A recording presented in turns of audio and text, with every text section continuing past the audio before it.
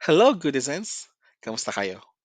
Alam ko marami sa inyo ang nag-aspire maging virtual assistant at alam ko rin na nakakatens talaga ang job interview.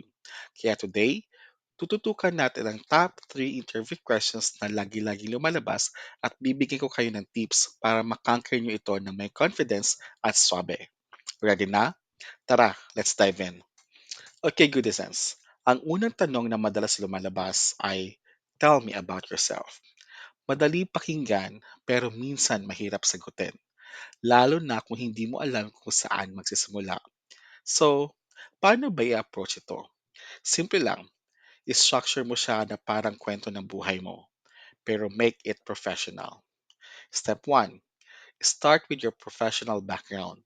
Ano ba yung mga previous roles mo? Ano ang mga key achievements mo? Pwede mong sabihin, I have 4 years of experience as an administrative assistant where I manage schedules, coordinated meetings, and ensure that everything runs smoothly. Step 2, mention your skills. Ito yung pagkakataon mo para i-highlight kung saan ka magaling. For example, I'm highly organized, detail-oriented, and proficient in various tools like Google, Workspace, and Trello. Step 3, end with your passion. Bakit gusto mo maging VA? Ito yung part na pwede mong i-inject yung enthusiasm mo. I'm passionate about helping businesses grow by taking care of their day-to-day operations so that they can focus on their core activities. See? Madali lang, di ba? Just keep it concise, relevant, at dapat ramdam ng interviewer na you're confident in what you bring to the table. Next, paghandaan natin ang tanong na, why should we hire you? Huwag ka ma-pressure sa tanong na to. Ang goal dito ay ipakita sa kanila na ikaw ang best of fit para sa role. Una, highlight your unique selling points. Anong mga key strengths mo? Pwede mo sabihin, I'm highly experienced in time management and can handle multiple tasks efficiently. I have a proven track record of meeting deadlines and managing client expectations. Pangalawa, connect it to the company's needs. Research muna ang mga good designs. Alamin kung anong hinahanap nila at ipakita na tugmang skills mo sa requirements ng company. Pwede mo sabihin, I noticed that your company is looking for someone who can manage schedules and streamline processes. With my experience in these areas, I'm confident I can bring value to your team. Pangatlo, show your enthusiasm. Dapat makita nila na excited ka sa role na to.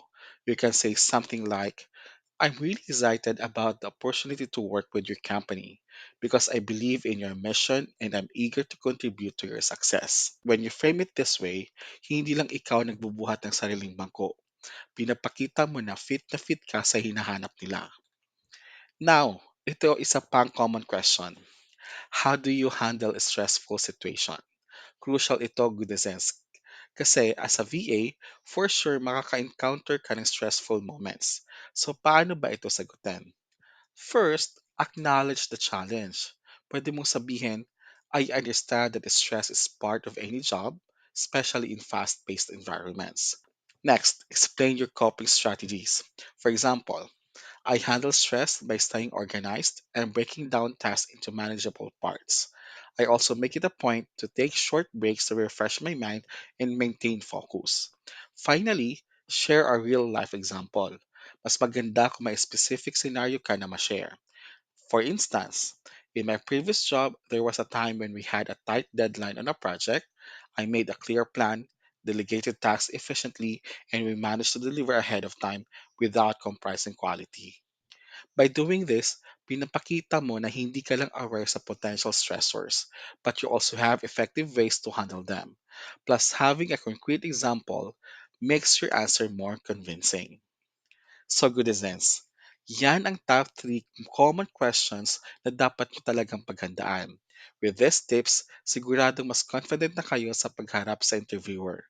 May additional tips ba kayo? May experiences ba kayo na gusto nyong i-share? Drop your thoughts in the comments below and let's continue the conversation. Remember, sharing is caring. So don't forget to like, subscribe, and share this video with your fellow aspiring VAs. At kung hindi pa kayo subscribe, ano pang hinihintay nyo? Click that button and let's grow together as good citizens. Kita-kits sa next video and good luck sa mga interviews nyo. Remember, kaya mo yan.